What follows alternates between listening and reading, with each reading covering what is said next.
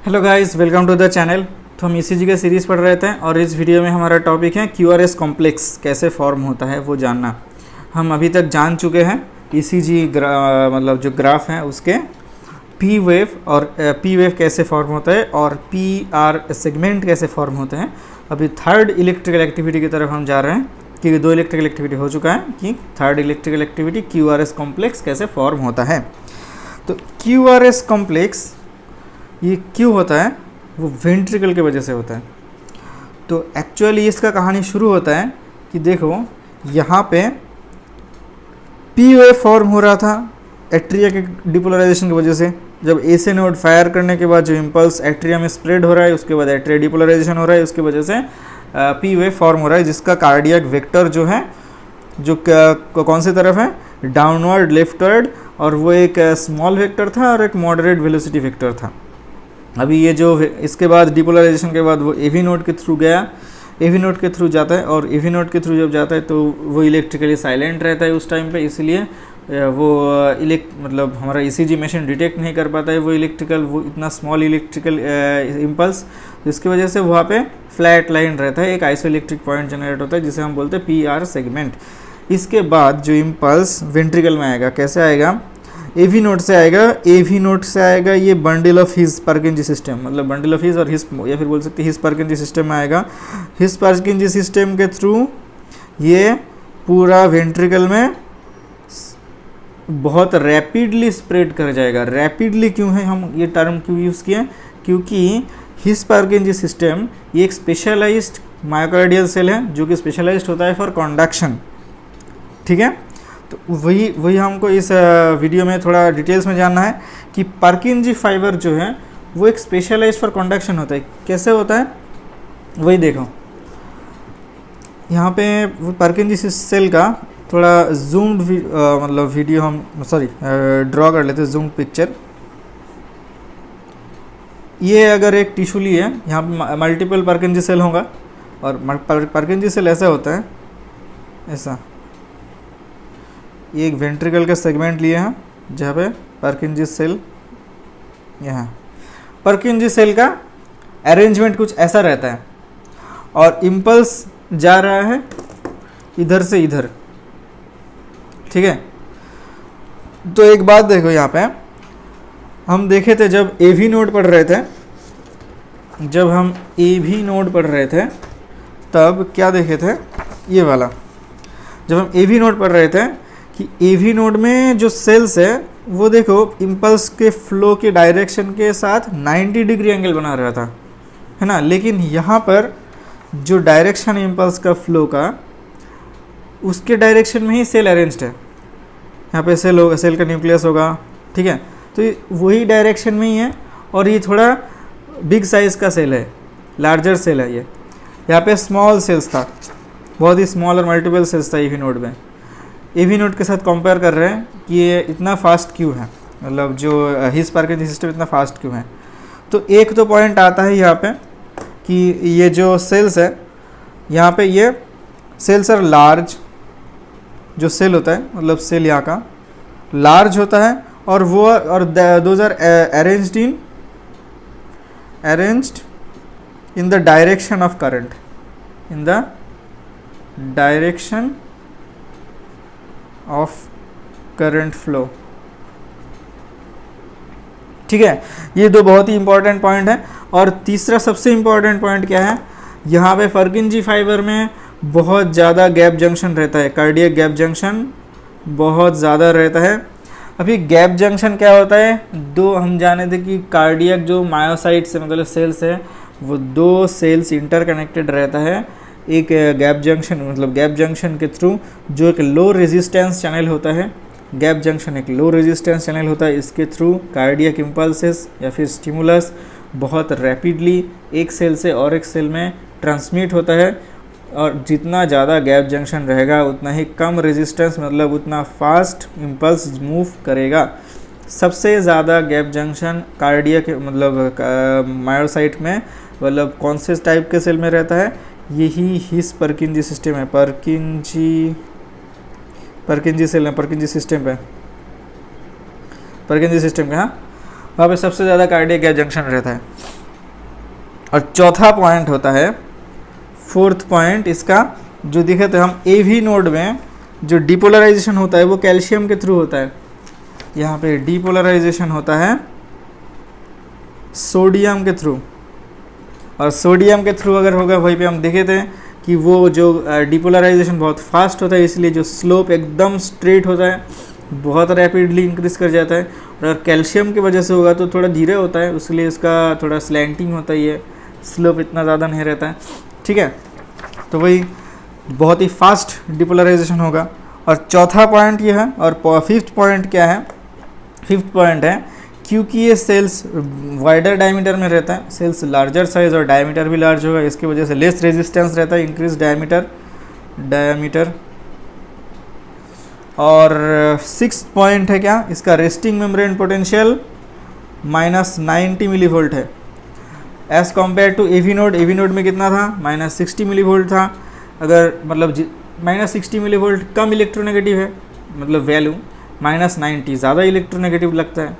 Electronegativity अगर ज़्यादा होगा तो वो ज़्यादा पॉजिटिव जो स्टिमुलस है, स्टिमुलस जो पॉजिटिव डिपोलराइजिंग है उसको ज़्यादा अट्रैक्ट करेगा, उतना ज़्यादा जल्दी अट्रैक्ट करेगा। तो ज़्यादा अट्रैक्ट करने की टेंडेंसी किसका रहेगा? -90 मिलीवोल्ट का। -90 मिलीवोल्ट रहता है हिस्परकिंजी सिस्टम में। तो ये कुछ वजह है जिसके वजह से ये इस कुछ वजह के कारण दिस आर रैपिडली ट्रांसमिट्स और कंडक्ट इम्पल्सेस। ठीक है, इसकी वजह से ये हिस्परकिंजी सिस्टम बहुत रैपिडली इलेक्ट्रिकल स्टिमुलस को कंडक्ट करता है। अभी ये इसके वजह से देखो, ये जो मतलब हमारा जो हिस्परकिंजी सिस्टम है दोनों ही साइड में है, वेंट्रिकल के राइट वेंट्रिकल में भी है, लेफ्ट वेंट्रिकल में भी है। इसके वजह से दोनों ही वेंट्रिकल में, पूरा वेंट्रिकल में एक साथ बहुत रैपिडली इम्पल्स ट्रांसमिट हो जाता है और एक साथ simultaneously right and left ventricle contract करता है। तो अभी देखो, ये जो थर्ड इलेक्ट्रिकल एक्टिविटी हो, अगर हम सीक्वेंस के हिसाब से अगर हम देखें तो वो कैसा दिखेगा कि यहाँ पे जो वेंट्रिकल में, एक्चुअली वेंट्रिकल का 3 पार्ट होता है। ठीक है, ड्रॉ करना पड़ेगा अलग कहीं जगह पर, एक मिनट।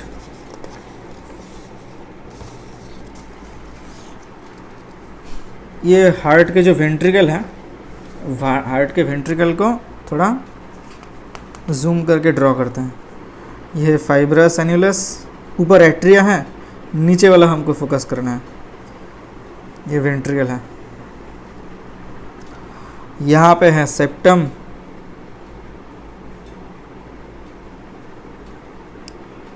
ये है लेफ्ट वेंट्रिकल और ये है राइट वेंट्रिकल, ये सेप्टम। तो यहाँ पे हाँ, ये है लेफ्ट वेंट्रिकल और ये है राइट वेंट्रिकल। देखो यहाँ पर हमने इंटेंशनली ये लेफ्ट वेंट्रिकल के वॉल को थिक करके ड्रॉ करा है और राइट वेंट्रिकल के वॉल को थिन करके ड्रॉ कर रहे हैं। ये वॉल थिन है, इसका थिक है। एक्चुअली में लेफ्ट वेंट्रिकल का जो वॉल है वो much more thicker than right ventricle. कितना थिक है? ऑलमोस्ट 3 टाइम्स थिकर होता है लेफ्ट वेंट्रिकल का वॉल। अभी हमारा फोकस पहले सेप्टम पे है। सेप्टम पे क्यों? क्योंकि जो वेंट्रिकुलर को डिपोलराइजेशन क्यूआरएस कॉम्प्लेक्स में 3 पार्ट होता है, क्यू, आर एंड एस। तो 3 पार्ट है, 3 वेव हैं। तो 3 वेव वेंट्रिकल के 3 पार्ट की वजह से होता है। तो 3 पार्ट कैसे होता है? देखो, एक होता है ये सेप्टम, दूसरा होता है ये वेंट्रिकुलर मेजर वेंट्रिकुलर वॉल और तीसरा होता है ये बेसल पार्ट। तो फर्स्ट पार्ट क्या होता है? फर्स्ट पार्ट, ये तीन पार्ट में डिपोलराइजेशन होता है वेंट्रिकल का। फर्स्ट पार्ट होता है सेप्टम डिपोलराइजेशन। सेकेंड पार्ट होता है, क्या होता है? ये major ventricular wall depolarisation, major ventricular wall depolarisation.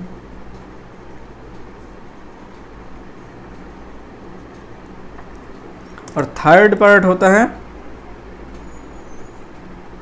जो लास्ट में डिपोलराइज होता है, वो होता है ये वाला part, basal part of ventricle. ठीक है, डिपोलराइजेशन। तो 3 फेज में हमारा वेंट्रिकल डिपोलराइज करता है। इसके वजह से 3 जो QRS कॉम्प्लेक्स है, QR and S, QR and S, ये Q है, Q, ये वाला R है और ये वाला S है। ये 3 पार्ट में हमारा वेंट्रिकल QRS कॉम्प्लेक्स का वेव 3 वेव जनरेट होता है, ये 3 पार्ट की वजह से।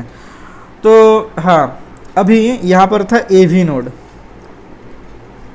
AV नोड था यहाँ पर, और ये AV नोड से कार्डियक इम्पल्स हिस्परकिंजी सिस्टम आया। ये है राइट बंडल ब्रांच में और ये है लेफ्ट बंडल ब्रांच में ना।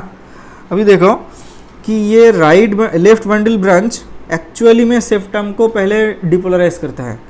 यही वाला ये लेफ्ट बंडल ब्रांच है, यही वाला ही सेप्टम डिपोलराइज करता है, डिपोलराइज सेप्टम। और राइट पार्ट इतना इम्पोर्टेंट नहीं है सेप्टम डिपोलराइजेशन में, मतलब वो इसका कोई कंट्रीब्यूशन बहुत कम है। तो लेफ्ट बंडल ब्रांच अगर डिपोलराइज करेगा तो इसका डिपोलराइजेशन लेफ्ट साइड से होगा, और एक्चुअली इसका डिपोलराइजेशन लेफ्ट साइड और लोअर साइड से होता है, लोअर साइड से अपर साइड में जाता है। डिपोलराइजेशन स्टार्ट, तो डिपोलराइजेशन कहाँ से स्टार्ट होता है? Start from left lower part, और ये जाता है ऊपर की तरफ। यहाँ से स्टार्ट होता है डिपोलराइजेशन लेफ्ट से, लोअर पार्ट से, और ऊपर की तरफ जाता है। ठीक है, ऊपर की तरफ जाता है। तो इसकी तरफ अगर जाएगा तो एक्चुअली कार्डियक वेक्टर का डायरेक्शन कौन से दिख में होगा? कौन से दिख में होगा कार्डियक वेक्टर? वो होगा, देखो, लेफ्ट लोअर से राइट अपर की डायरेक्शन में। पॉजिटिव साइन है ये, डिपोलराइजेशन मतलब पॉजिटिव चार्जेस का मूवमेंट, उसका डायरेक्शन होगा लेफ्ट, यहाँ से लेफ्ट लोअर से राइट अपर की तरफ। तो इसका डायरेक्शन क्या है? डायरेक्शन सेप्टम का डायरेक्शन है rightward upward, rightward and upward. Okay, अभी देखो राइटवर्ड एंड अपवर्ड है। पहले हम जब एट्रिया के डिपोलराइजेशन के कार्डियक वेक्टर की बात कर रहे थे, उसके कुछ प्रॉपर्टीज है। एक तो उसका डायरेक्शन है, दूसरा होता है उसका स्ट्रेंथ। ये मतलब ये स्ट्रॉन्ग वेक्टर है या फिर मतलब वीक वेक्टर है, क्योंकि जो सेप्टम है वो डिपेंड करता है कि स्ट्रेंथ डिपेंड करता है अपना थिकनेस के ऊपर। सेप्टम थिन होता है, सेप्टम पार्ट बहुत थिन होता है, इसकी वजह से इसका, क्योंकि थिन है उसकी वजह से इसका जो स्ट्रेंथ है ये मतलब वेक्टर का, वो स्मॉल वेक्टर होगा। लेकिन स्मॉल तो है, स्मॉल राइटवर्ड एंड अपवर्ड है, स्मॉल वेक्टर है, लेकिन इसका वेक्टर का जो वेलोसिटी है वो कितना होगा? वो ज़्यादा होगा या फिर कम होगा? क्योंकि यहाँ पे फास्ट कॉन्डक्टिंग सेल से ये डिपोलराइज हो रहा है, जो कि हिस्परकिंजी सिस्टम है, फास्ट कॉन्डक्टिंग है, तो इसकी वजह से ये क्या होगा? स्मॉल होगा, लेकिन फास्ट कॉन्डक्टिंग की वजह से फास्ट वेलोसिटी होगा, फास्ट वेलोसिटी। ठीक है, तो इसको अगर हम ग्राफिकली रिप्रेजेंट करना है, लेकिन बाद में करेंगे, पहले तीन ही पार्ट, तीनों पार्ट के अगर हम एक साथ में देख लेते हैं एक साथ में, तो तब उसके बाद ड्रॉ करेंगे ECG QRS कॉम्प्लेक्स ऐसे क्यों होता है। तो एक्चुअली ये सेप्टम पार्ट हो गया। अभी सेप्टम के बाद आएगा यहाँ पे पूरा जो मेजर वेंट्रिकुलर वॉल है उसका डिपोलराइजेशन। देखो एक्चुअली यहाँ पे कैसे डिपोलराइज होता है कि ये जो हमारा हिस्परकिंजी सिस्टम है ये रहता है कहाँ पे? ये रहता है एकदम, देखो हमने वेंट्रिकल के जो इनर साइड है वहाँ पे ड्रॉ किया है।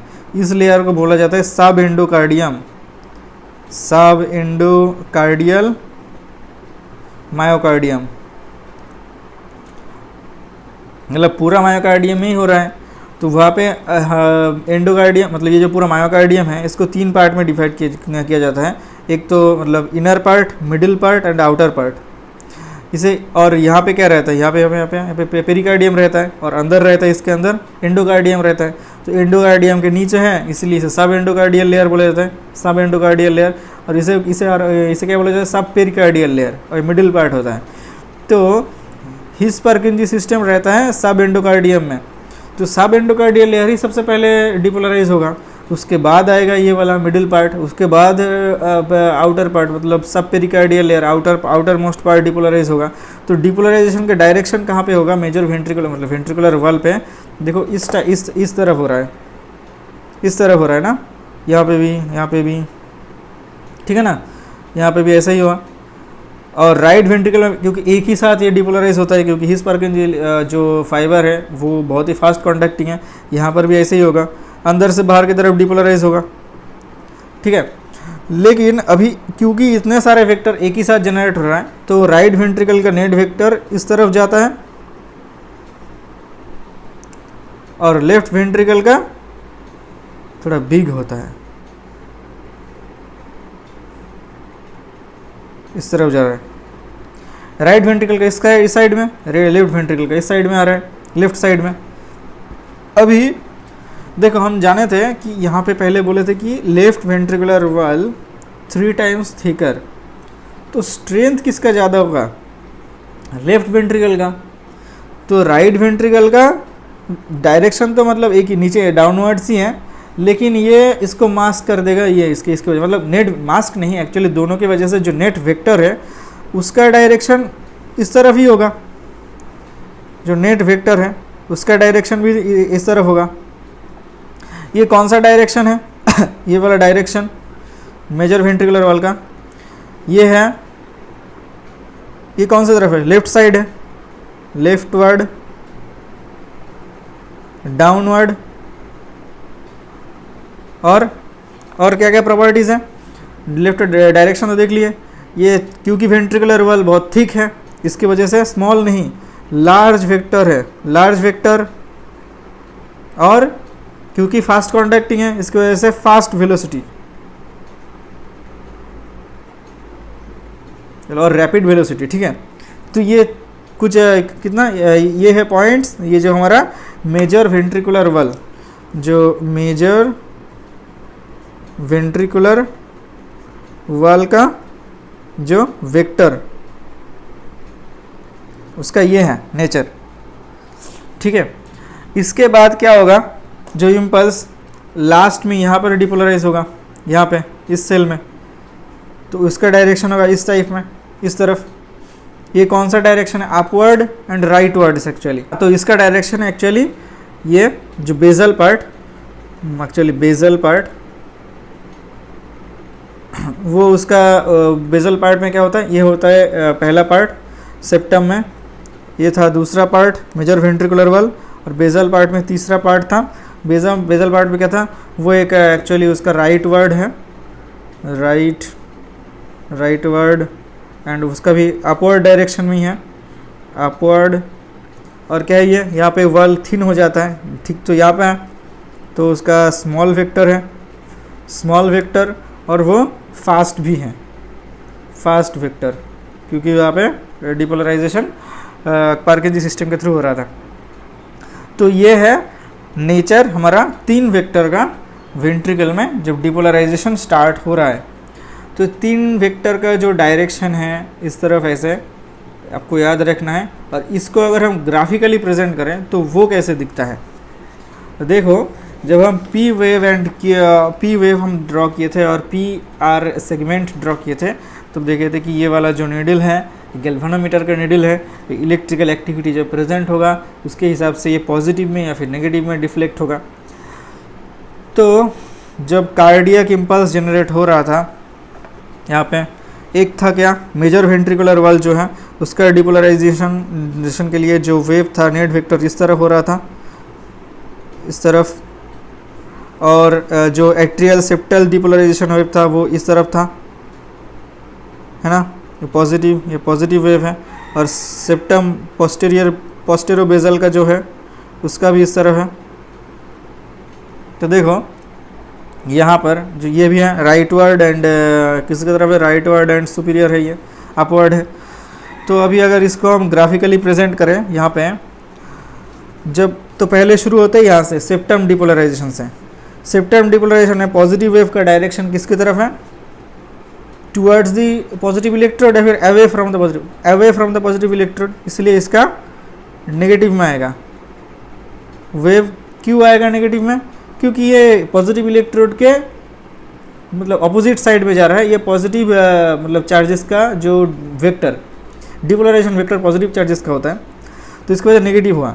और क्या था इसका नेचर, क्योंकि ये देखो, क्योंकि ये स्मॉल था तो इसलिए स्मॉल, इसका डिफ्लेक्शन स्मॉल हुआ, और फास्ट वेलोसिटी इसलिए ऐसे एकदम रैपिडली हो गया।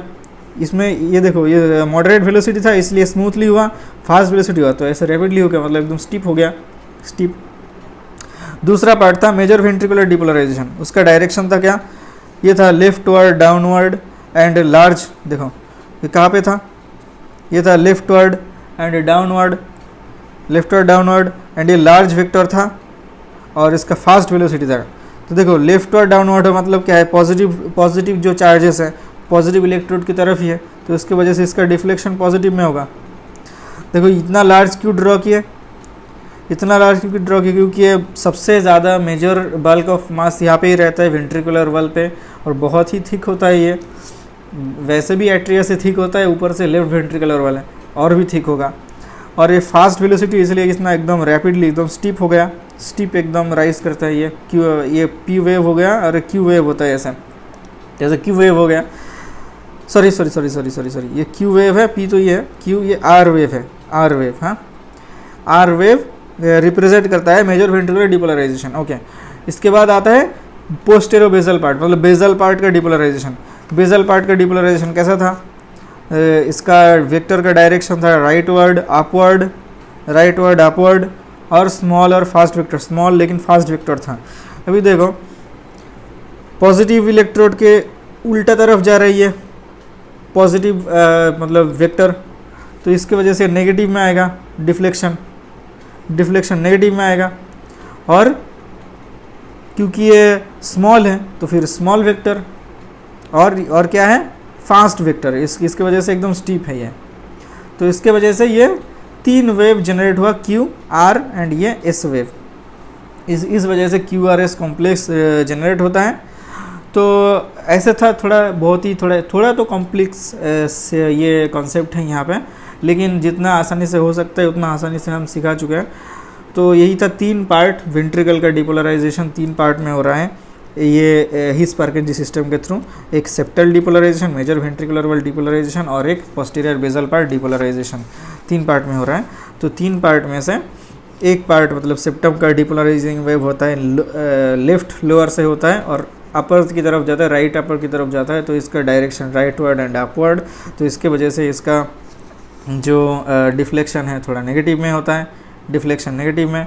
और उसके बाद ये मेजर वेंट्रिकुलर डिपोलराइजेशन जो बाहर मतलब अंदर से बाहर की तरफ होता है, अंदर से बाहर की तरफ होता है, क्योंकि जो ये हिस-पार्किंजी सिस्टम का जो होता है वो सब एंडोकार्डियल लेयर पे रहता है, सब एंडोकार्डियल मायोकार्डियम पे।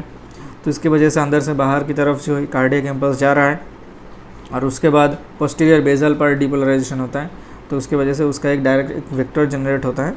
तो ऐसे करके 3 पार्ट डिपोलराइजेशन के, वेंट्रिकुलर डिपोलराइजेशन के होता है, और जिसे हम ऐसे एक कार्डियक ईसीजी के जो कर्व में ईसीजी के मतलब ग्राफ में हम बदल सकते हैं ऐसे। तो नेक्स्ट वीडियो में हमें जानना है कि जो उसके बाद जो फ्लैट लाइन जो ड्रॉ होता है, मतलब इसके बाद जो एक आइसोइलेक्ट्रिक पॉइंट डेवलप होता है वो कैसे होता है। तो मिलते हैं नेक्स्ट वीडियो में, टिल देन गुड बाय।